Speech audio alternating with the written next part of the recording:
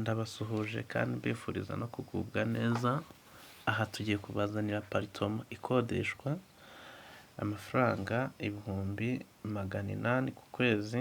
Iri ahantu heza nk'uko muri kuyibona, irageretse, iri ahantu heza hano mu izindiro ya akisesinga umuhanda, ni kuri kaburimbo. Ni ahantu muri karitsiye nziza rwose ushobora guturamo utekanye, utuje, ufite amahoro n'umutekano. Aha hantu rero murabona ko ni inzu y'umuryango y'amaparitoma, irageretse. Ni inzu ushobora gusangamo ibintu mbese by'ibanze uzakenera kugira ngo ubashe kubaho neza utuje.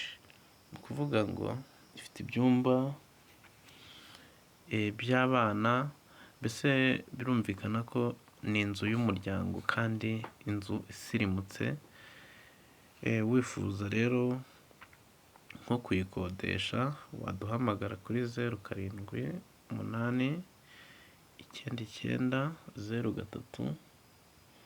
0789903286. Iherereye hano mu izindiro y'epfo hafi na sitasiyo. Ni ahantu heza cyane henda kwegera umuhanda munini purinsipale.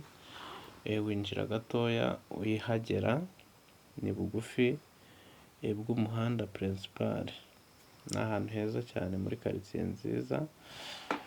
Tubibutsa ko tugenda tugira amashuwadiro atandukanye.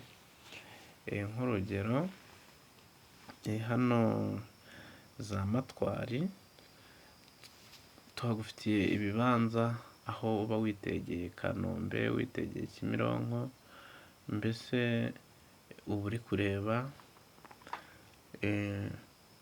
viyu nziza y'umujyi wa Kigali.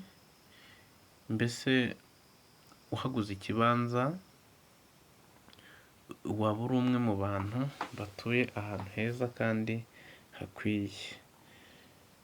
Ni ibibanza biri muri R3 n'ibiri muri R2. Wemerewe kuza ugashaka ugatoranyamo ibyo ushaka ku mafaranga atari menshi. Kuri 1,40,35,000 turakihakubonera ikibanza cyiza kandi gikwiye, kiri ahantu heza muri karitsiye nziza hariya i Matwari.